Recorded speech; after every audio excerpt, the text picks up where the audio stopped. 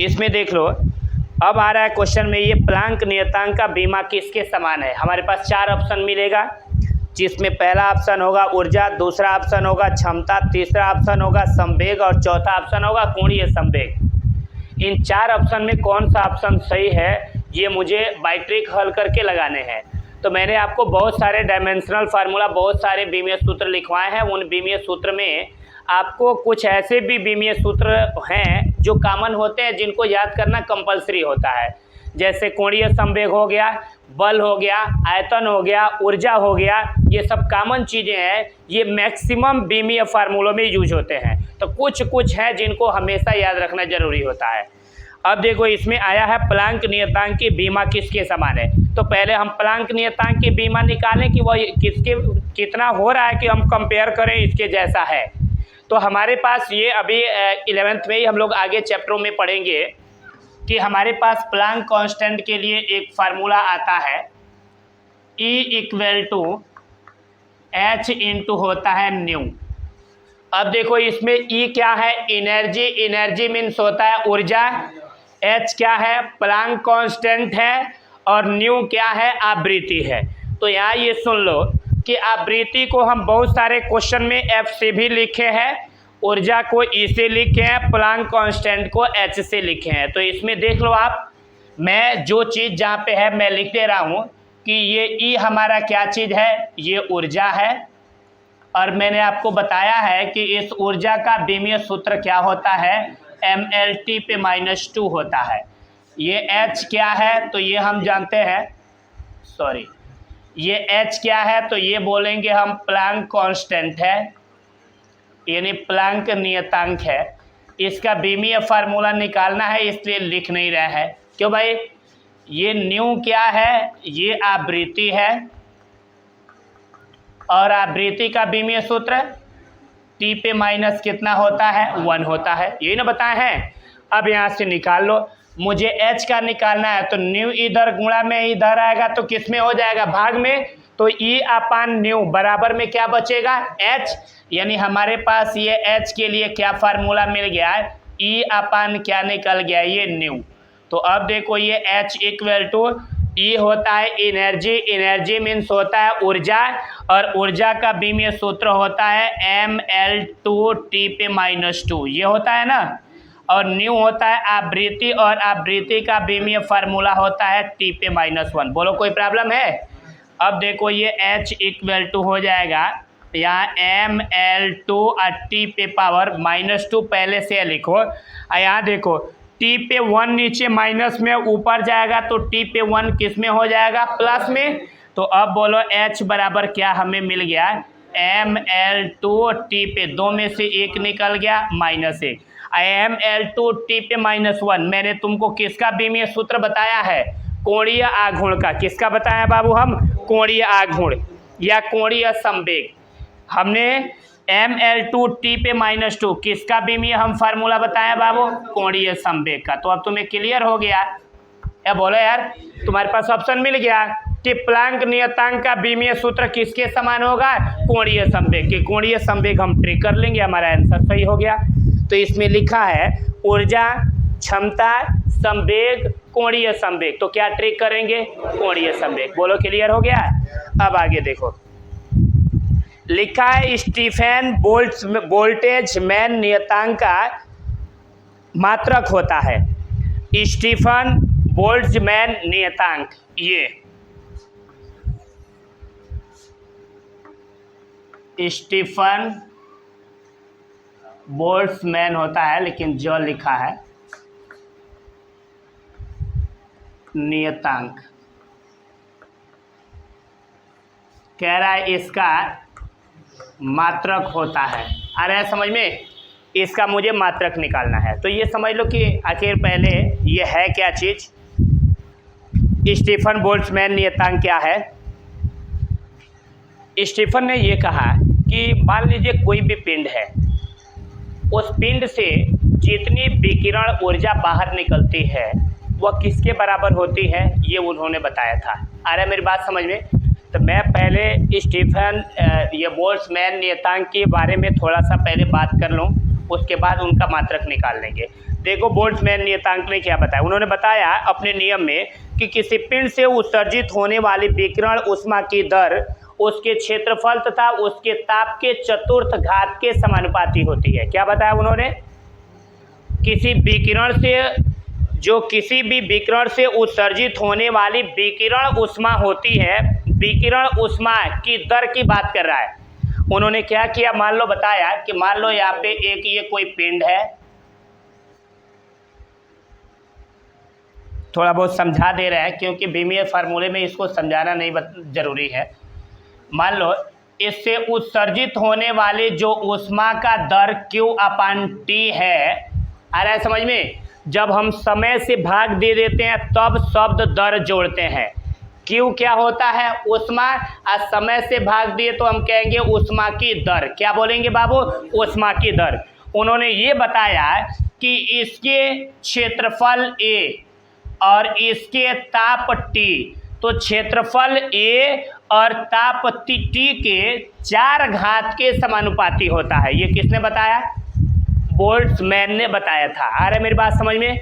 उन्होंने कहा कि जो ये ऊष्मा की दर Q/T है, ये क्षेत्रफल A और ये टेम्परेचर T के 4 घात के क्या होता है? समानुपाती होता है। ये मैं नहीं कह रहा हूँ, ये उसने कहा था। आप उसके रूल्स को पढ़ोगे तो जानोगे। फिलहाल तो हमको फार्मूला चाहिए, हम उसका मात्रक निकालेंगे, हमको उनका सिद्धांत इसमें नहीं समझने अभी, ठीक है? अब यहाँ देख लो, T इधर भाग में इधर गया तो किस में होगा? गुणा में। तो बोलो ये क्या हो जाएगा? आप खुद बता दो, बोलो भाई क्या होगा? इस क्वेश्चन में किसका मात्रक पूछ रहा है? पहले ये देखो, स्टीफन बोल्ट्जमैन नियतांक का मात्रक पूछ रहा है। फिलहाल इसको रखो, क्या दिक्कत है? ये Q/T है तो लिख लो। इस समानुपातिक चिन्ह को हटाकर इसके जगह पे बराबर का चिन्ह देने के लिए इसके बदले में एक नियतांक प्रयोग करते हैं सिग्मा, और इसी सिग्मा कहते हैं स्टीफन बोल्ट्जमैन नियतांक। क्लियर हो गया? इंटू क्या हो जाएगा? A/T⁴। अब देख लो, A/T⁴ इधर गुणा में इधर आ गया तो भाग में, तो बोलो ये Q अपान क्या हो जाएगा? T, और यहाँ पे क्या हो जाएगा? बोलोगे A/T⁴ इक्वल टू क्या मिल गया? सिग्मा। क्लास 10th वाले कुछ फार्मूले तुम्हें याद होंगे क्या? चलो थोड़ा सा और आगे कर लेते हैं तब पता चलेगा। ये सिग्मा इक्वल टू, ये Q होता है ऊष्मा, और ऊष्मा का मात्रक होता है जूल। क्या होता है बाबू? जूल। T होता है समय, समय का मात्रक होता है सेकंड, याद रखना है। A होता है क्षेत्रफल, क्षेत्रफल का मात्रक होता है मीटर स्क्वायर। सिग्मा होता है, सॉरी, T होता है ताप, और ताप का मात्रक क्या होता है? केल्विन। क्या होता है बाबू? केल्विन। है इस पे कितना घात है? 4, तो मैं इस पे 4 घात लगा दिया। तुम्हें जब क्लास 10th में पढ़ रहे थे तो तुम्हें एक फार्मूला बताया गया था, ये P बराबर W/T। ये P होता है विद्युत सामर्थ्य अथवा शक्ति, और इसका मात्रक होता है वाट। W होता है वर्क, वर्क मीन्स कार्य, कार्य का मात्रक जूल, और समय का मात्रक क्या होता है? सेकंड। तो ये बताओ, जूल प्रति सेकंड की जगह पे अकेले वाट लिख सकते हो?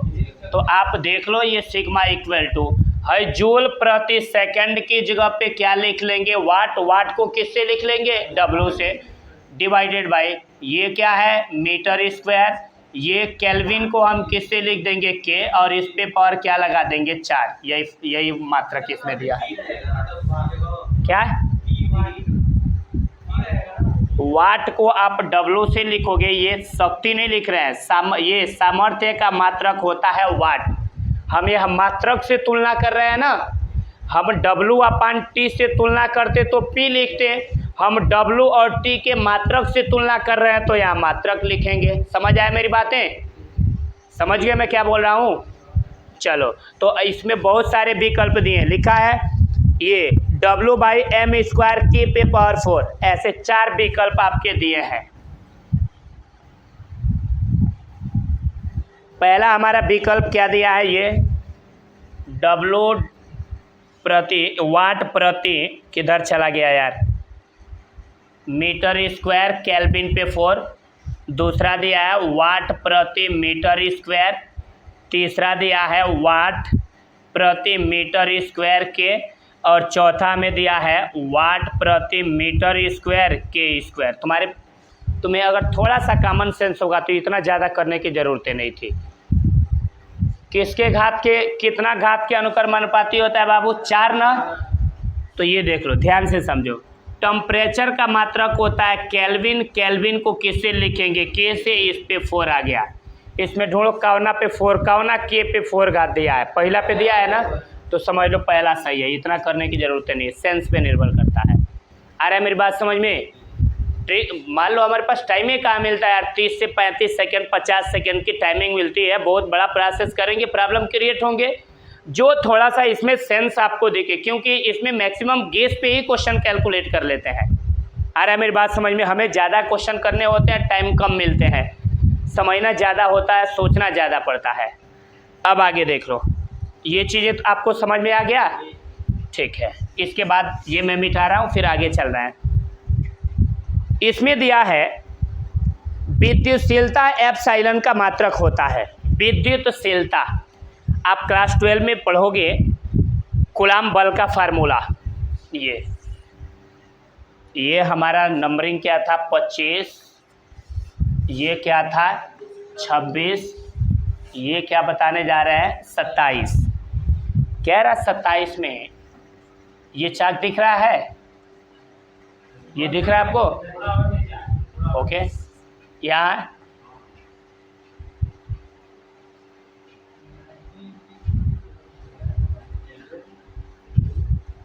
एप्सिलॉन का मात्रक होता है, ये दिख रहा है। मात्रक पूछ रहा है ना?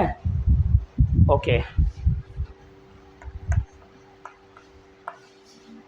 कह रहा है एप्सिलॉन का मात्रक होता है। एप्सिलॉन क्वेश्चन सिर्फ है थे वह। इसमें देख लो, अब आया है एप्सिलॉन 0 का मात्रक होता है। इसका मात्रक समझने का तरीका क्या है आप देख लो। हम एक ऐसा फार्मूला बनाएंगे जिसमें एक ऐसा फार्मूला लिखेंगे जिसमें एप्सिलॉन 0 आता होगा। तो हम जानते हैं कूलाम जब अपने नियम को दिए, उन्होंने 2 स्थिर बिंदु आवेश लिया। एक क्या लिया था? एक Q1 और दूसरा क्या लिया था? Q2, और इनके बीच की दूरी कितनी थी? R। यानी उन्होंने कहा कि 2 बिंदु आवेश अगर एक दूसरे से R दूरी पर स्थित हो तो उनके बीच एक बल काम करेगा, जिसको सबसे पहले कूलाम ने बताया, इसलिए उस बल का नाम होगा कूलाम बल। तो उन्होंने कूलाम बल के लिए एक फार्मूला लिखा, और वह फार्मूला ये था, F इक्वल टू था ये 1/, ये 4 पाई एप्सिलॉन 0, और यहाँ Q1 इंटू Q2, और बट्टे में क्या था? ये R²। ये था। हमें किसका मात्रक निकालना है भाई? एप्सिलॉन 0 का। यहाँ ध्यान देंगे आप, एप्सिलॉन 0 का निकालना है तो आप कुछ नहीं करो, इस एप्सिलॉन 0 को F के जगह पे लेके जाओ और इस F को कहाँ पे ला दो? एप्सिलॉन 0 के जगह पे। तो बोलो क्या हमारा बन जाएगा ये फार्मूला? एप्सिलॉन 0 इक्वल टू होगा 1/4 पाई F हो जाएगा, ये हो जाएगा Q1 इंटू Q2, और बट्टे में क्या हो जाएगा? R²। अब निकाल लो, इसका मात्रक निकल गया। ये एप्सिलॉन 0 का अब मात्रक हमारा यहाँ निकल जाता है, आप देख सकते हो। ये वह ऊपर का मात्रक ऊपर लिखेंगे, नीचे वाले का नीचे लिखेंगे। क्या 1 का कोई मात्रक होगा? नहीं, छोड़ दो। ये Q1 होता है आवेश, और आवेश का मात्रक क्या होता है? कूलाम। इंटू ये Q2 भी आवेश है, और आवेश का मात्रक क्या होता है? कूलाम।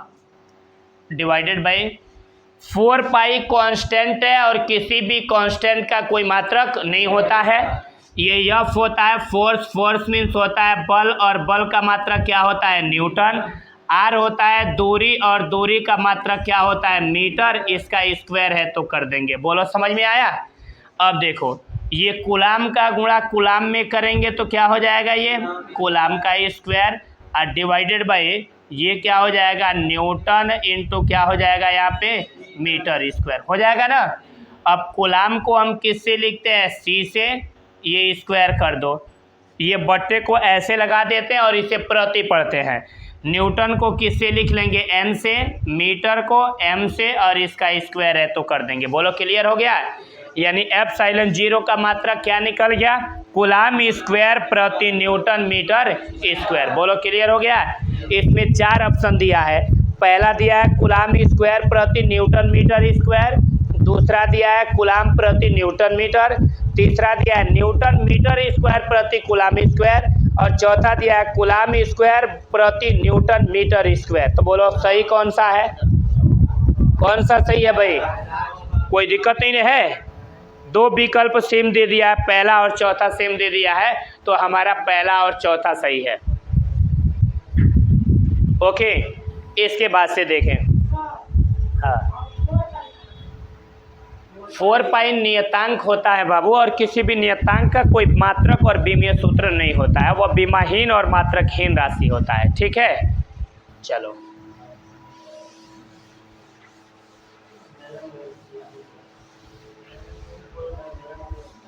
नहीं कंफ्यूजन हो तो पूछ सकते हो, कोई दिक्कत नहीं है।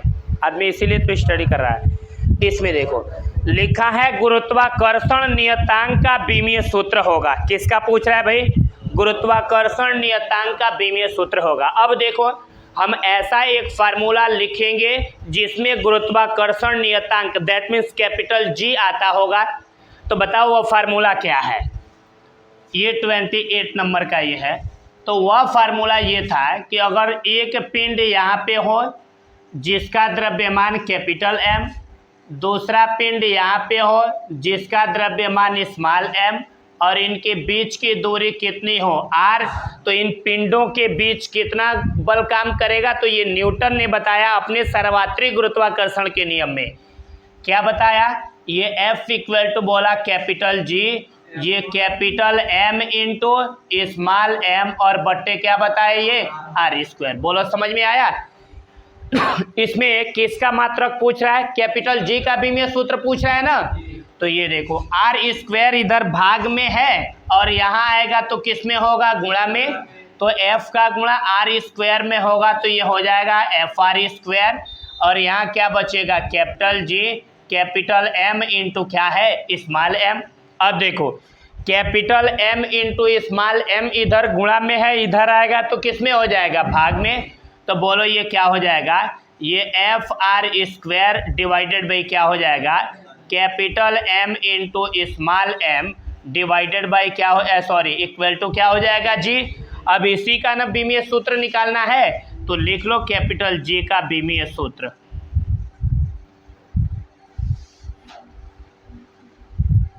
आसानी से यफ होता है, मैं बोला हूं ना 4 से एक कॉमन राशि है, बहुत ज़्यादा टाइम्स यूज होता है यार। यफ क्या है? बल, और बल का विमीय सूत्र ml2t पे -2 है यहाँ पे। आर होता है दूरी, और दूरी का विमीय सूत्र L, इस पे पावर 2 है तो लगा लेंगे। सॉरी, बल का mlt पे -2, आर होता है दूरी, दूरी का विमीय सूत्र L, और इसका स्क्वायर है तो स्क्वायर। m होता है द्रव्यमान, और द्रव्यमान का विमीय सूत्र m ही होता है। ये स्मॉल m भी द्रव्यमान है और इसका भी विमीय सूत्र m ही होगा। एक m से ये एक m कैंसिल हो गया। अब देखो इस m पे पावर 1 है, और जब ऊपर भेज देंगे तो पावर क्या हो जाएगा? -1। अब बचा क्या है? L एक बार यहाँ, 2 बार यहाँ, कितनी बार हो गया? 3 बार, और t पे हमारा क्या है? -2। तो बोलो क्या निकल गया कैपिटल जी का विमीय सूत्र? m पे -1 L क्यू t पे -2। कैपिटल जी क्या है? सर्वात्रिक गुरुत्वाकर्षण नियतांक है, और सर्वात्रिक गुरुत्वाकर्षण नियतांक का विमीय सूत्र क्या निकल गया? m पे -1 L पे 3 और t पे -2। बोलो क्लियर हो गया? तो ये चीज़ें फटाफट लिख लो, फिर आगे बात कर रहे हैं हम। ठीक है,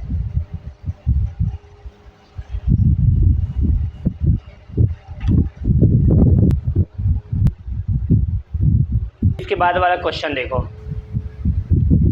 लिखा है इसके बाद प्लांक नियतांक तथा जड़त्व आघूर्ण के अनुपात की बीमा किसके समान है?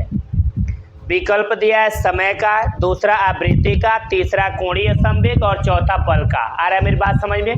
दोबारा सुन लो। कह रहा प्लांक नियतांक और जड़त्व आघूर्ण का बीमा किसके समान है? तो हम क्या करेंगे? प्लांक नियतांक और जड़त्व आघूर्ण का बीमा निकालेंगे और उनका अनुपात करेंगे। जिसके समान आएगा, जिसकी बीमा के समान आएगा हम ट्रिक कर लेंगे। यही ना हमारा मेथड कहता है।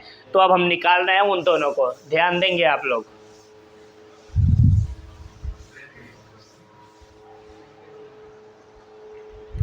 क्या लिखा है? प्लांक नियतांक।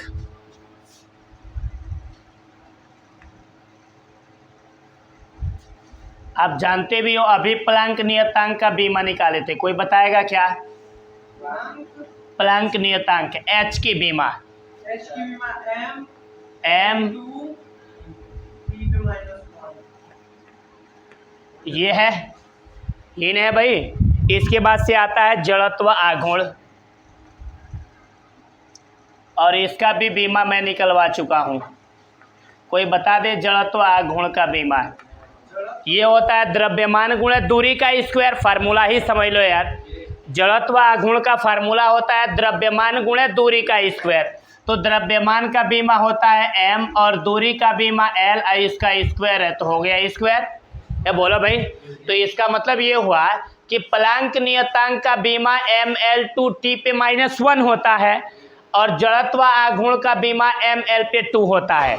तो क्वेश्चन में कह रहा है प्लांक नियतांक का बीमा और जड़त्व आघूर्ण के बीमा का अनुपात किसके बराबर होगा। तो हम इनका अनुपात कर लेते हैं, ऐसे बट्टे कर लेते हैं। क्यों भाई? तो अब देखो किन के बराबर होंगे। m से m कैंसिल, l² से l² कैंसिल, बच के गया हमारे पास t पे -1। और t पे -1 किसका बीमा होता है? आवृत्ति का। तो अब हम ट्रिक कर लेंगे, आवृत्ति के बीमा के बराबर है। तो ये हमारा विकल्प सही है। कोई प्रॉब्लम है इसमें? देखो, आप थोड़ा सा इस पे वर्क नहीं करोगे तो कोई भी चीज़ें इतनी आसानी से नहीं मिल जाती हैं। और क्योंकि जानते भी हो कि जो चीज़ें आसानी से मिल जाती हैं पूरी दुनिया उसकी कोई महत्व नहीं समझती है। समझ रहे मेरी बातें? तो आसानी से नहीं मिलने वाला ये सारी चीज़ें, इसीलिए नहीं, ऐसा नहीं, इतनी आसान भी नहीं नीट और IIT की क्रैक कर जाओगे। उसके लिए आपको वर्क करने पड़ेंगे, और आप वर्क करना शुरू कर दोगे तो कोई भी कॉम्पिटिटिव एग्जाम आपके लिए डिफ़िकल्ट नहीं है। और नहीं वर्क करोगे तो सब चीज़ें डिफ़िकल्ट है यार। देख लो, इसके बाद आता है नेक्स्ट। कह रहा है एक कण का वेग v दिया है at + b/t + c, जहाँ a b c नियतांक है और t टाइम है, समय है। तो कह रहा है a b और c की बीमाएं होंगी। यहाँ देखो, ये हमारा 30 नंबर था, ये 31 है, और ये दिया है v = at प्लस ये b/t + c है, जिसमें कह रहा है a b c ये क्या है? कांस्टेंट है, और इसमें t क्या है? ये समय है। और हम जानते हैं समय का बीमा कितना होता है? तो t ही होता है। तो कह रहा है a b और c की बीमाएं क्या क्या होंगे। इसमें विकल्प दिया है l पे 2, यानी a का l पे 2, b का t और t का और c का l पे 2, ऐसे 4 विकल्प दिए हैं। तो हम अभी a b और c का बीमा निकाल लेंगे, जो आएगा ट्रिक कर लेंगे। ठीक है? या देखो, हम जानते हैं 2 या 2 से अधिक बीमा की समांगता का सिद्धांत में हम पढ़े हैं। 2 या 2 से अधिक भौतिक राशियों को हम तभी एक साथ जोड़ या घटा सकते हैं जब उनका बीमीय सूत्र समान हो। जब तक उनके बीमीय सूत्र समान नहीं होंगे तब तक उन्हें हम जोड़ या घटा नहीं सकते हैं। तो पहला नंबर, ये बताओ आप कि क्या t और c को आप कब जोड़ेंगे? जब t और c दोनों का बीमीय सूत्र समान होगा तब तो जोड़ेंगे या घटाएंगे। तो अब देखो, तो पहले ही बीमा निकल गया। लिखेंगे कि चूंकि ये जो ये c का जो बीमा है ये किसके बराबर है? t का बीमा का, और t का बीमीय सूत्र क्या होता है? t। तो देखो हमारा पहला क्या निकल गया बाबू? c का बीमीय सूत्र क्या निकल गया? t। बोलो, समझ में आया? दूसरा नंबर, अब देखो, ये पहला चीज़ तो निकल गया t वाला। दूसरा देख लो, है जो v का बीमीय सूत्र होगा वही at का भी होगा, या जो भी का बीमीय सूत्र होगा वही बी अपान टी प्लस सी का भी होगा। इन जो भी ये अवयव दिख रहे हैं इन तीनों के बीमीय सूत्र आपस में क्या है, बराबर है। आ रहा है मेरी बात समझ में। तो अब मुझे ए का निकालना है, तो ए टी का बीमीय सूत्र बराबर किसका होगा, भी का बीमीय सूत्र। तो ऐसे लिखेंगे ए टी का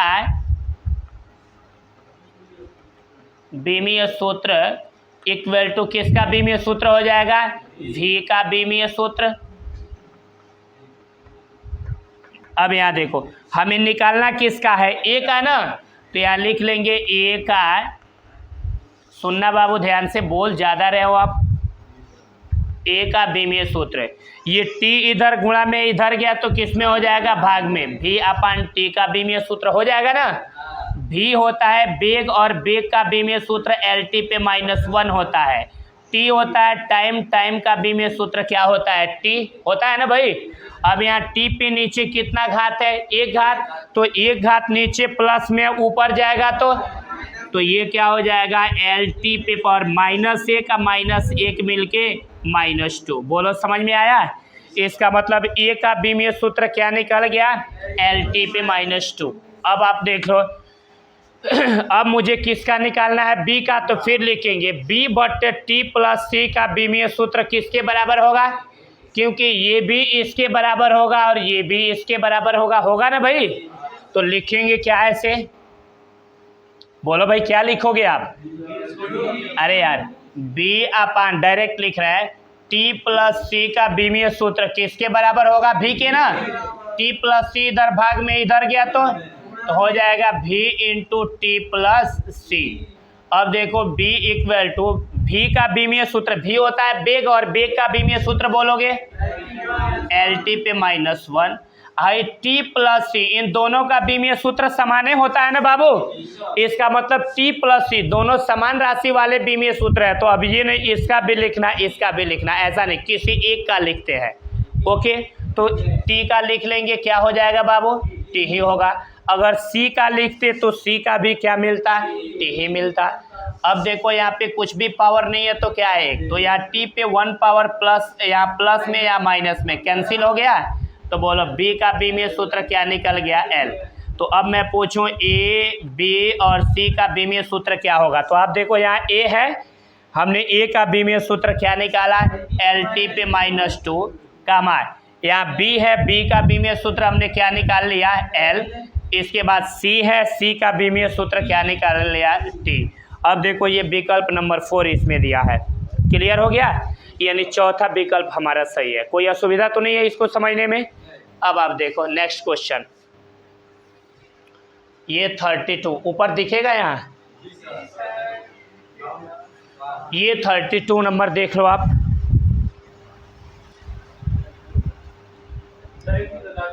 क्या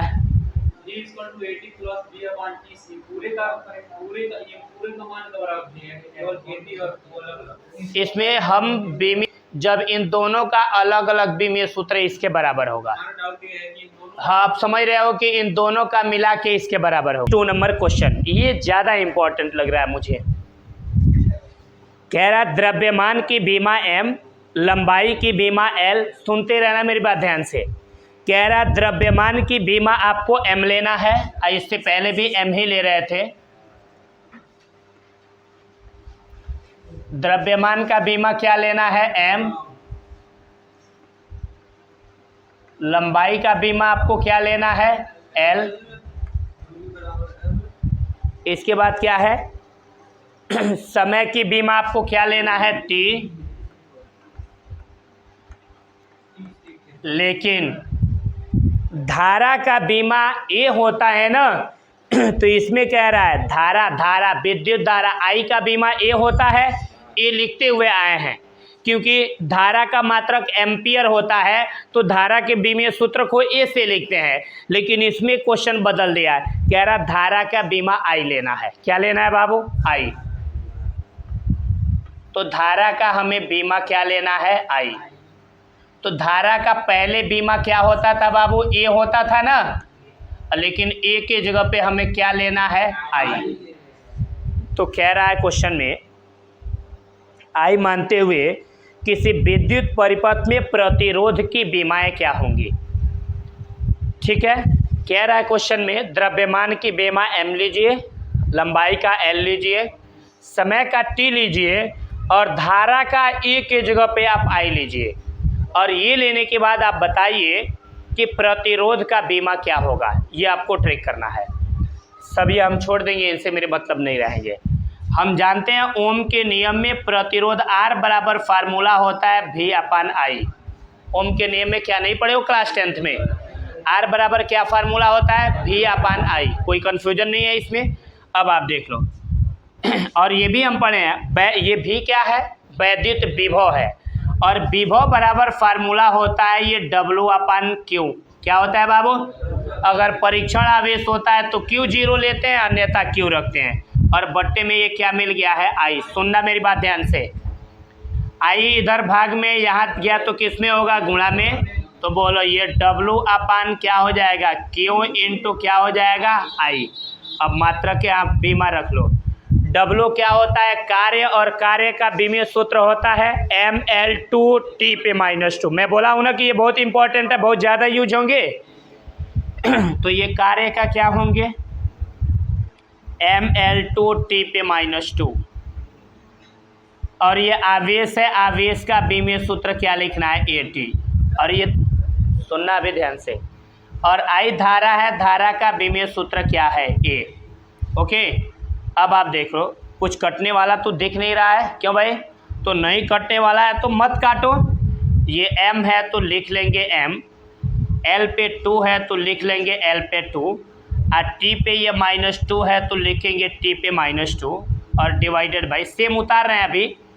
A कितनी बार है, पहले यहाँ T लिख लेंगे, और A कितनी बार है, 2 बार, तो A पे 2 लिख लेंगे। सुनना अभी ध्यान से, ये R इक्वल टू mL2T/-2 हो गया। यहाँ देखो, यहाँ T पे एक घात नीचे प्लस में ऊपर गया तो किस में होगा, माइनस में, और यहाँ A है तो हमें A के जगह पे क्या लेना है बाबू, I। तो हम इस A के जगह पे क्या लिख लेंगे, I। तो I पे पावर 2 हो जाएगा ना, तो I पे पावर 2 नीचे प्लस में ऊपर गया तो किस में हो जाएगा, ये माइनस में। ऐसे समझ में आया मैं क्या किया हूँ, ये बोलो यार। मुझे A के जगह पे क्या रखना है बाबू, I लास्ट में, तो मैंने A के जगह पे क्या ले लिया, I। तो I पे 2 हो जाएगा ना, तो I पे 2 बट्टे में है तो प्लस में है, ऊपर भेज देंगे तो किस में हो जाएगा, माइनस में। तो ये R बराबर रिजल्ट आ जाएगा mL पे 2 T पे पावर -2 -1 मिलके -3 इंटू I पे क्या है, -2। ये किसका बीमीय सूत्र है साहब, प्रतिरोध का। समझ में आया मेरी बातें, तो ये चीज़ें आप इतना नोट करें, फिर आगे बात कर रहे हैं हम लोग।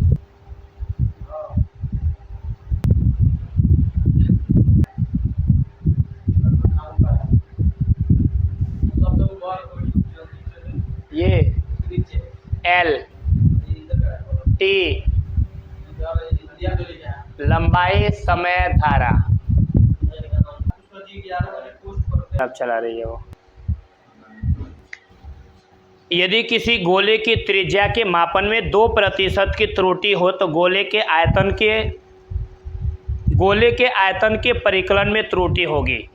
आ रहा है मेरी बात समझ में, दोबारा सुन लो। इस क्वेश्चन में दिया है किसी गोले की त्रिज्या के मापन में 2% की त्रुटि है, तो मैंने आपको बताया है त्रिज्या के मापन में, इसमें त्रिज्या के मापन में त्रुटि है 2%। तो आप याद रखोगे त्रिज्या के मापन में त्रुटि को हम किससे लिखते हैं, तो सबसे पहले ये याद रखो, त्रिज्या को हम लिखते किससे है, R से। त्रिज्या को किससे लिखते हैं, R से, और त्रिज्या के मापन में त्रुटि को हम किससे लिखते हैं, इसे, ये डेल्टा R/, ये R इंटू किससे लिखेंगे, 100 से, और इसके मापन में कितना % की त्रुटि है, 2%। रुको, त्रुटि को किससे लिखते हैं, डेल्टा R/R इंटू 100 से, इसमें कितना % है, 2%। तो कह रहा है गोले के आयतन में होने वाले त्रुटि का परिकलन कीजिए।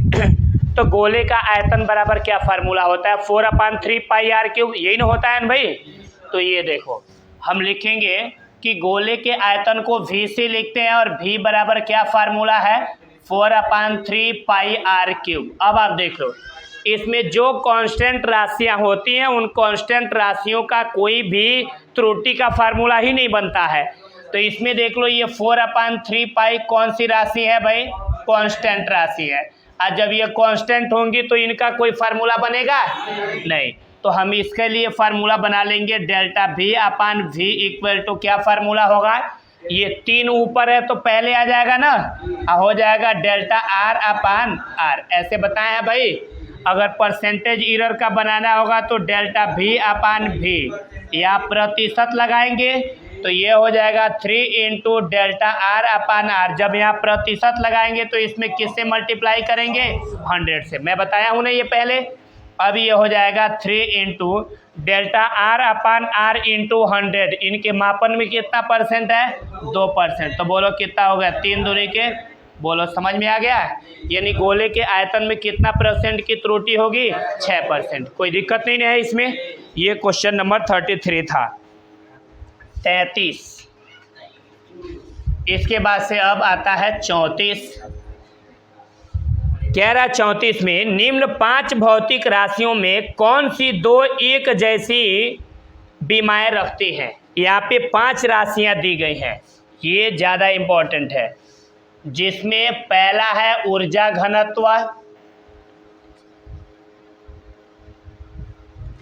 और दूसरा है अपवर्तनांक,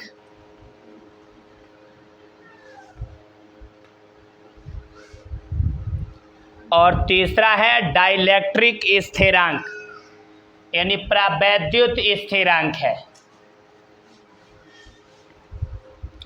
जैसे लिखा है वैसे लिख रहे हैं, डाइलेक्ट्रिक स्थिरांक। इसके बाद यंग गुणांक, ये सब कोई ना कोई नियतांक ही है। यंग गुणांक, सुनना मेरी बात ध्यान से बाबू।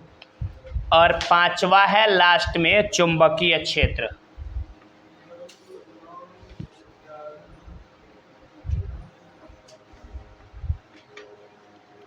नंबरिंग थोड़ी सी मेरी मिस्टेक है, ऐसे है 2 3 4 5। इनका विकल्प ऐसे दिया है, ए पहला विकल्प दिया है 2 और 4, ये बी हमारा विकल्प दिया है 3 और 5, और सी विकल्प दिया है 1 और 4, और हमारा डी विकल्प दिया है 1 और 5। आ रहा है समझ में। कह रहा है इसमें से कौन सा विकल्प सही है। ओके, एक काम करो, ये जितने भी आपके पास ये स्थिरांक दिख रहे हैं, सुन लो पहले ध्यान से, इन सब का बीमीय सूत्र लिखो। जिनका बीमीय सूत्र एक जैसा होगा, मान लो 1 और 4 का बीमीय सूत्र एक जैसा हो गया तो 1 और 4 ट्रिक कर लेंगे। आ रहा है मेरी बात समझ में। हो सकता है 2 और 5 का बीमीय सूत्र एक जैसे हो गया, 3 और 5 का हो गया तो 3 और 5 ट्रिक करेंगे। जिसका बीमीय सूत्र एक जैसे होगा वह ट्रिक कर लेंगे। क्लियर हो इस बात को लेके। चलो मैं निकाल रहा हूँ, एक एक का करके यहाँ से निकालना शुरू कर रहे हैं। पहला आता है ऊर्जा घनत्व। ऊर्जा घनत्व बराबर फार्मूला होता है, ये ऊर्जा बट्टे होता है आयतन। ऊर्जा बट्टे कितना होता है बाबू, आयतन। ऊर्जा का बीमीय सूत्र होता है mL/T/-2, और आयतन का बीमीय सूत्र होता है L/3। बोलो समझ आ रहा है मेरी बातें। ये देखो हाइट 2 से हाइट 2 कट जाएगा, अभी 1 बचेगा ना नीचे, तो बोलो बचेगा वह लिख दे रहे हैं m। यहाँ देखो L पे 1 नीचे बचेगा तो वह प्लस में होगा, ऊपर भेज देंगे तो किस में होगा, माइनस में। यहाँ T पे क्या बच जाएगा, -2। बोलो समझ में आया। इसका मतलब ऊर्जा घनत्व का बीमीय सूत्र क्या निकल गया, mL/-1 और T/-2। क्लियर है। अब देखो इसके बाद दूसरा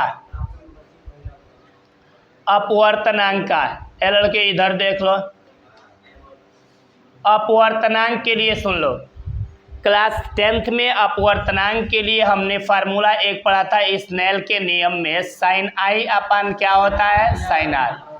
ये आई भी कोण है और आर भी क्या है, कोण है, और किसी कोण का कोई बीमा नहीं होता है। दैट मीन्स ये कौन सी राशि है, बीमाहीन राशि। बोलो क्लियर हो गया। तीसरे पे आ जाओ, डाइलेक्ट्रिक स्थिरांक। अब देख लो, डाइलेक्ट्रिक स्थिरांक को हम के से लिखते हैं और के बराबर फार्मूला होता है एप्सिलॉन बटे एप्सिलॉन जीरो। अब देख लो, अभी इससे पहले एप्सिलॉन जीरो का मान निकाले थे, आया था ना भाई। बोलो एप्सिलॉन जीरो का आप बीमीय फार्मूला क्या निकाले थे, बोलोगे मात्रा क्या निकाले थे आप, हाँ, coulomb square upon newton metre square, आया था ना भाई। तो जब एप्सिलॉन जीरो का बीमी मात्रक ये होगा तो एप्सिलॉन का भी मात्रक क्या होगा, यही होगा, coulomb square upon newton metre square. दिक्कत ये है कि ये एप्सिलॉन ही होता है। अगर इसको लेके अंतरिक्ष में चले गए जहाँ पे वायु नहीं है तो वहाँ ले जाएंगे तो कहेंगे एप्सिलॉन नॉट, इसको पढ़ते हैं नॉट। नॉट का मतलब शून्य, शून्य का मतलब वहाँ कुछ भी नहीं है। और माध्यम में ला दिए तो वायु है ना, तो इसके आगे से शून्य हटा देते हैं कि ये माध्यम में है, और शून्य लगा देंगे तो कहाँ चला गया, निर्वात में। हम एक मान लो मैं पढ़ा रहा हूँ तो टीचर हूँ, अब मैं पढ़ने बैठ जाऊँगा तो क्या बोलूँगा, स्टूडेंट। इंसान तो मैं ही हूँ। वैसे ही जब ये माध्यम में है तो एप्सिलॉन, और अगर चला गया निर्वात में तो क्या हो गया, एप्सिलॉन नॉट। लेकिन जो इन दोनों का मात्रक सेम रहेगा वो नहीं ना बदल जाएगा, ये बोलो यार। तो इसका मतलब ये हुआ कि ये जो ऊपर है वही नीचे है, इससे ये कट गया तो इसका मतलब कुछ भी यहाँ बचेगा। अरे अगर एक बचेगा तो एक का कोई मात्रक और बीमा होगा, तो इसका मतलब ये भी कौन सी राशि है बाबू, बीमाहीन राशि। याद रखना है आपको। अब आ रहे हैं चौथे पे। चौथा आता है यंग गुणांक, जिसको यंग प्रत्यास्था गुणांक भी कहते हैं। यंग गुणांक बराबर होता है प्रतिबल अपान विकृति, अनुदैर्ध्य प्रतिबल अपान अनुदैर्ध्य विकृति, ये फार्मूला होता है। और हम जानते हैं विकृति का न ही कोई मात्रक होता है और न ही कोई बीमीय सूत्र होता है। समझ में आ रहा है मेरी बातें। जब आप जाओगे, मैं लिखवाया भी हूँ, पूरी डायमेंशनल फार्मूला लिखवाया, तो उसमें लिस्टिंग किए हैं, तो इस लिस्टिंग में विकृति भी आया है, तो उस विकृति का न ही कोई मात्रक हुआ है और न ही कोई बीमीय सूत्र हुआ है। तो इनका तो झंझट खत्म हो गया, इनसे मेरा कोई वास्ता ही नहीं है। अब बच गया बाबू प्रतिबल, और प्रतिबल बराबर फार्मूला होता है ये बल बट्टे क्या होता है, क्षेत्रफल। अब देखो बल का बीमीय सूत्र क्या होता है, ml/t पे -2। देख रहे हो बल कितना यूज हो रहा है। और क्षेत्रफल का बीमीय सूत्र होता है L/2। एक एल से एक एल कट गया, अभी नीचे एक बचा है ना, तो एक एल नीचे प्लस में ऊपर गया तो ml पे -1 और t पे क्या हो जाएगा, -2। बोलो क्लियर हो गया। अब सुनना, अभी कौन सा बचा है बाबू, पांचवा,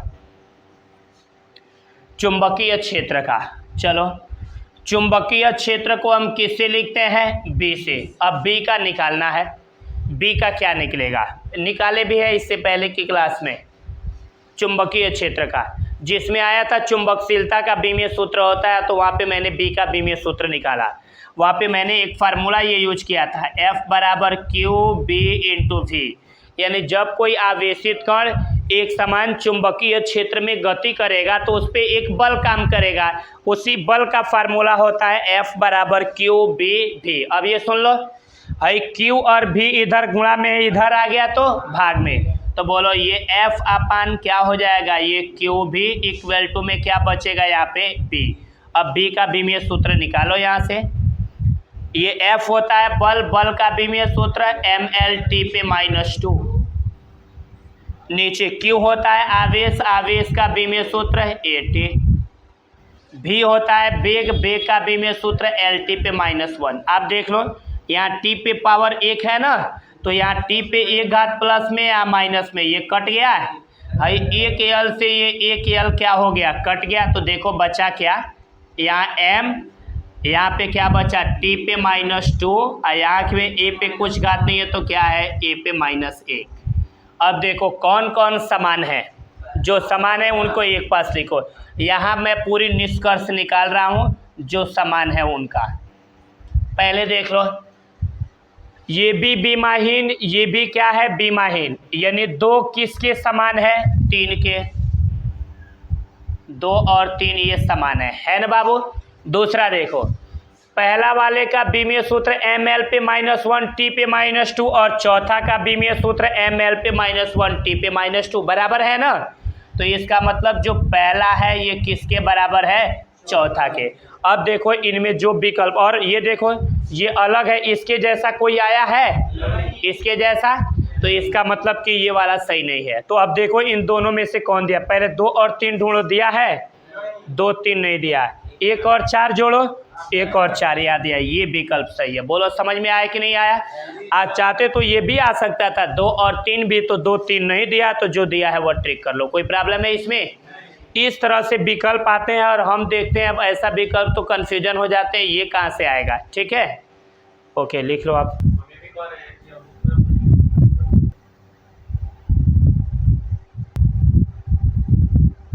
अब पूरा गाँव में हो गया 5 में।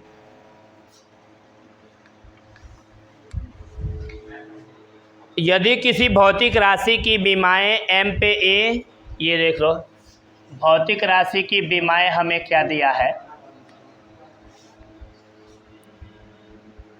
कितना दिया है बोलो आप। तो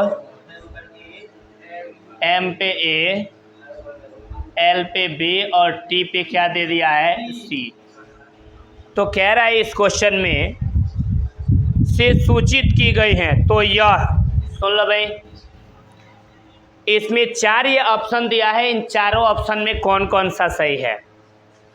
जिसमें ए हमारा ऐसे दिया है, वेग होगी,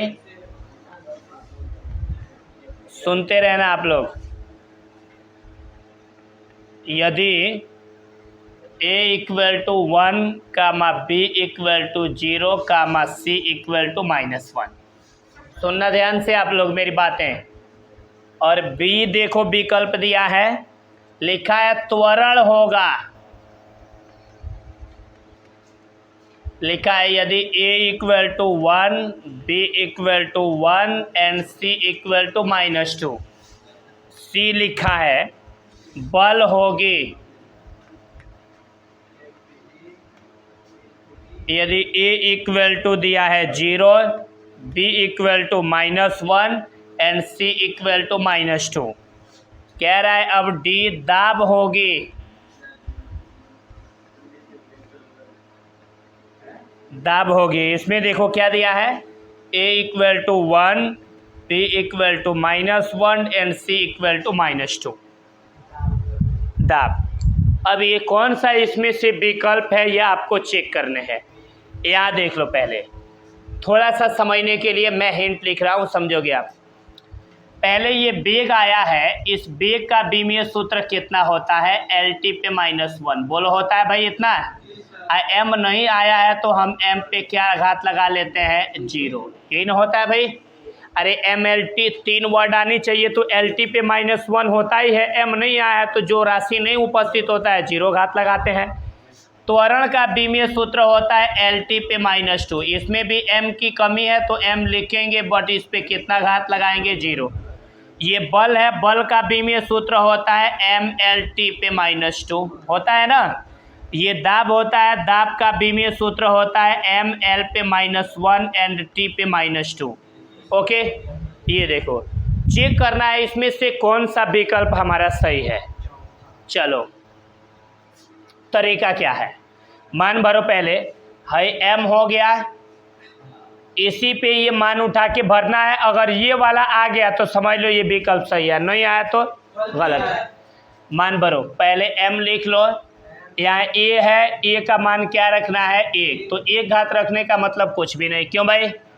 यहाँ l लिख लो, यहाँ इस पे b है, b पे क्या लगा देना है 0। यहाँ t लिख लो, और t पे यहाँ घात c है, c का मान क्या है -1। देखो m l पे 0, t पे -1 ये है, ये m पे 0 है और यहाँ m पे 0 नहीं है, तो इसका मतलब ये वाला पहला विकल्प हमारा सही नहीं है। क्लियर हो गया। अब चलो दूसरा चेक करो। आप लोग लिखने के चक्कर में कम, समझने के चक्कर में ज़्यादा रहे।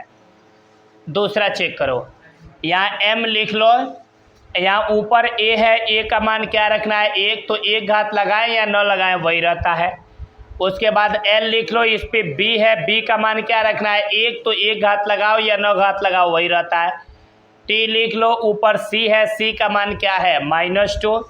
देखो इसका आया m l t पे -2 और ये है m पे 0 l t पे -2। क्या ये दोनों सेम है? यहाँ m पे 0 है और यहाँ m पे 0 नहीं है। इसका मतलब ये वाला भी विकल्प सही नहीं है। क्लियर हो गया। अब यहाँ देखो, इसमें मान भरो। इसके लिए m लिख देंगे, उस पे a है, a का मान क्या लगा लेंगे 0। यहाँ l लिख देंगे, यहाँ b है, b का मान क्या लगाएंगे -1। t लिख लो, इस पे पावर c है, c का मान क्या है -2। देखो ये दोनों सेम है। यहाँ m पे 0 नहीं है और यहाँ पे क्या है 0, अल्टर हो गया। ये भी विकल्प सही नहीं है। अब चौथा देख लो, चौथा देख लो बाबू। पहले m है, m लिख लो, उस पे पावर a है, a के जगह पे क्या रखना है 1, तो 1 लिखो या न लिखो 1 होता है।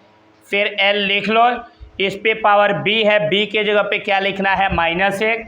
यहाँ t है, लिख लो t, ऊपर c है, c के जगह पे क्या रखेंगे -2। देखो ये वाला सेम आ गया भाई, तो इसका मतलब ये वाला विकल्प हमारा क्या है सही है। बोलो इसमें कोई प्रॉब्लम है?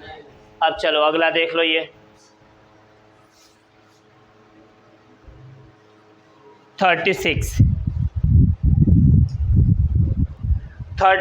में दिया है, यदि एप्सिलॉन 0 निर्वात की विद्युतशीलता हो तथा ई वैद्युत क्षेत्र हो। सुनना मेरी बात ध्यान से बाबू। लिखा है यदि एप्सिलॉन 0 निर्वात की विद्युतशीलता हो तथा ई विद्युत क्षेत्र हो, तो कह रहा है 1/2 एप्सिलॉन 0 इंटू ई स्क्वायर का बीमीय सूत्र होगा। आ रहा है मेरी बात समझ में? आसान सा तरीका ये सुन लो। ये किसका फार्मूला होता है? ऊर्जा घनत्व का। और ऊर्जा घनत्व को किससे लिखते हैं? स्मॉल यू से। ये किसका फार्मूला होता है बाबू? ऊर्जा घनत्व का। बोलो ये किसका फार्मूला होता है? ऊर्जा घनत्व का। और ऊर्जा घनत्व को किससे लिखते हैं? स्मॉल यू से। सुनना मेरी बात ध्यान से, बिल्कुल आसान हो गया। नहीं तो आपको यहाँ एप्सिलॉन 0 का बीमीय सूत्र रखते, फिर ई का बीमीय सूत्र निकाल के रखते, उसका वर्ग करते, तब हल करते तो निकलता। क्यों भाई? हम जानते हैं 1/2 epsilon 0 into E square small you का फार्मूला है। स्मॉल यू क्या है? ऊर्जा घनत्व। और तुम्हें मैं बताया हूं अभी ऊर्जा घनत्व, ठीक है, सही है ना? और ऊर्जा घनत्व बराबर फार्मूला होता है हमारा ऊर्जा बट्टे होता है आयतन। क्या होता है भाई? ऊर्जा बट्टे आयतन। और ऊर्जा का फार्मूला क्या होता है? ml2t पे -2। और आयतन का फार्मूला क्या होता है? l³ होता है भाई। सुनना मेरी बात ध्यान से। भाई l पे 2 से ये l पे 2 कट गया, l पे 1 बचा है ना, तो 1 घात नीचे प्लस में ऊपर गया तो ml पे -1 इंटू t पे क्या हो जाएगा? -2। तो बोलो क्या निकल गया ऊर्जा घनत्व का? ml पे -1 एंड t पे -2। क्लियर हो गया? अब बताओ, इतना प्रोसेस नहीं ना करना पड़ा। ये करने में तुम्हें 30 सेकंड लगेंगे, जो कि क्वेश्चन का आपको टाइम होता ही है। अब आप देख लो यहाँ पे, इसमें क्वेश्चन नंबर 37 में 37 को यहाँ से हल कर रहा है। लिखा है एक वस्तु प्रारंभ में विरामावस्था में है, तो जब विरामावस्था में है तो उसका प्रारंभिक वेग कितना होगा? 0 होगा, क्योंकि प्रारंभिक वेग को u से लिखते हैं और u बराबर क्या हो जाएगा? 0। और कह रहा है अब एक विद्यार्थी एक वस्तु के मुक्त पतन में किसी दिए हुए समय में तय की गई दूरी मापता है। दूरी की बात किया है और दूरी को हम किससे लिखते हैं? s से। और s बराबर क्या फार्मूला है हमारा? ut plus half. अब मुक्त रूप से वस्तु गिर रही है ना, तो ut प्लस हाफ क्या हो जाएगा? gt square. ये गति का समीकरण है। क्यों भाई? अब आगे देखो क्या कह रहा है। इसका उपयोग गुरुत्वीय त्वरण g का मान ज्ञात करने में करता है। सुनना मेरी बात ध्यान से, किसका मान ज्ञात करने में? स्मॉल g का। अभी चल रहा है, थोड़ा सा समझते रहो। इसके बाद देखो क्या कह रहा है, यदि दूरी तथा समय की मापों में अधिकतम प्रतिशत त्रुटियां E1 और E2 हैं। दूरी के मापन में प्रतिशत त्रुटियां कितना है भाई? E1। कितना है? E1। दूरी के मापन में क्या है? E1 है। तो यहाँ देखो, यानी दूरी को हम किससे लिखे हैं बाबू? S से। और यश के मापन में कितना त्रुटि है बाबू? ध्यान से समझना, अधिकतम प्रतिशत त्रुटि कह रहा है, तो अधिकतम प्रतिशत त्रुटि को हम लिखेंगे डेल्टा S अपान S गुणे किससे? 100 से। इसमें अधिकतम प्रतिशत त्रुटि क्या है? E1। और कह रहा है गुरुत्वीय त्वरण के मापन में अधिकतम त्रुटि, तो गुरुत्वीय त्वरण के मापन में प्रतिशत त्रुटि को स्मॉल g बट्टे g गुणे 100 से लिखेंगे। और इसमें कितना दे दिया है? E2। E2 हो, तो कह रहा है यहाँ क्वेश्चन में कि स्मॉल g का मान ज्ञात करने में प्रतिशत त्रुटि की क्या कीजिए? गणना कीजिए। अब इसकी प्रतिशत त्रुटि की गणना करनी है, तो फिलहाल इतना लिख लो, फिर आगे बता दे रहे हैं।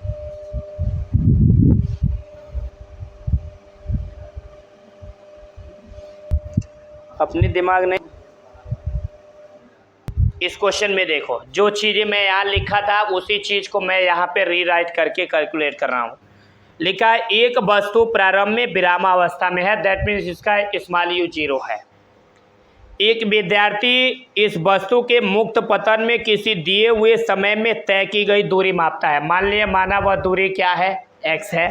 और x बराबर क्या फार्मूला होता है? ut plus half GT²। अब देखो, कह रहा है इसका उपयोग गुरुत्वीय त्वरण स्मॉल g का मान ज्ञात करने में करता है। कह रहा है यदि दूरी तथा समय की मापों में, दूरी और समय की मापों में दिया है प्रतिशत त्रुटियां।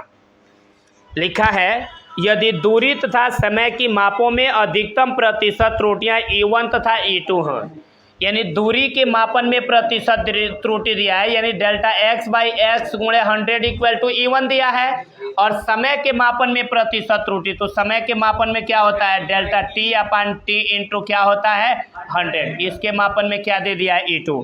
तो कह रहा है स्मॉल g के मान में होने वाली अधिकतम प्रतिशत त्रुटि क्या कीजिए? गणना कीजिए। चलो यहाँ देख लो, हल हो गया। ये x इक्वल टू, पहले यहाँ स्मॉल u है, स्मॉल u के जगह पे क्या रखेंगे? 0। यहाँ सुनो बाबू आप लोग, यहाँ स्मॉल u है, स्मॉल u के जगह पे क्या होगा? 0। तो 0 से गुणा करेंगे तो ये सब क्या हो जाएगा? 0। अब क्या बच गया? ये हाफ g इंटू क्या मिल गया? t²। मिल गया ना भाई। अब मुझे किसके मापन में निकालनी है, तो थोड़ा सा ध्यान दो। ये t² इधर गुणा में इधर आएगा तो भाग में, तो ये x अपान t² बराबर क्या मिलेगा? ये हाफ ये g। अब इनके मापन में प्रतिशत त्रुटि के लिए व्यंजक निकालो। चलो निकालना शुरू करना है। इधर से 1/2 का कोई व्यंजक मिलेगा? कांस्टेंट है, छोड़ देंगे। इसका क्या मिलेगा? स्मॉल g बट्टे g equal to high x का क्या मिलेगा? डेल्टा x बट्टे x। अब प्लस t² का क्या मिलेगा? क्योंकि त्रुटियां हमेशा जुड़ती हैं ना, तो है 2 ऊपर है तो पहले हो जाएगा, यहाँ पे क्या होगा? डेल्टा t अपान क्या हो जाएगा? t हो जाएगा। अब प्रतिशत त्रुटि निकालना है तो होगा स्मॉल g बट्टे g, यहाँ पे क्या करेंगे? प्रतिशत। तो यहाँ पे क्या होगा? डेल्टा x अपान x इंटू 100 अब प्लस 2 इंटू डेल्टा t अपान t इंटू क्या होगा? 100। ऐसे हो जाएगा। अब x के मापन में कितना प्रतिशत त्रुटि है भाई? E1 और 2 और t के मापन में प्रतिशत त्रुटि क्या है? E2। तो हमारा g के मापन में होने वाला अधिकतम प्रतिशत त्रुटि होगा E1 प्लस 2E2। बोलो क्लियर हो गया? ये हमारा विकल्प क्या है? सही है। अब आप देख लो, एक क्वेश्चन और है इसमें, यहाँ पे ये कौन सा क्वेश्चन था? 37, ये 38। इसमें दिया है यहाँ पे μ0 इंटू एप्सिलॉन 0 पे दिया है -1/2 और कह रहा है इसकी बीमा होगी। क्या कह रहा है भाई? इसकी बीमा होगी, यानी इसका बीमीय सूत्र कितना निकलेगा। ठीक है, तो ये देखो, हम जाएंगे आगे क्लासों में तो उसमें एक फार्मूला निकालते हैं। उसमें जो फार्मूला निकालते हैं वह फार्मूला ये होता है म्यू जीरो एप्सिलॉन जीरो पे -1/2 इक्वल टू क्या होता है सी स्क्वायर। क्या होता है भाई सी स्क्वायर। तो होता है भाई नहीं, बिल्कुल नहीं, सिर्फ सी होता है। क्या होता है भाई सी। और सी क्या होता है आप बोलो, प्रकाश की चाल होता है। किसका होता है बाबू, प्रकाश की चाल। और बोलो, और प्रकाश की चाल का विमीय सूत्र, चाल आ गया तो चाल का विमीय सूत्र LT पे -1। तो इसका मतलब कि इसी के बराबर सी है ना, तो जब इसका विमीय सूत्र LT पे -1 है तो इनका भी क्या हो जाएगा LT पे -1। आंसर हो गया। बोलो समझ में आया कि नहीं आया। ये देखो सिर्फ तुम्हें बेवकूफ़ बनाया था ये वाला, कुछ है नहीं इसमें। ठीक है चलो ओवर हो गया। आए हाँ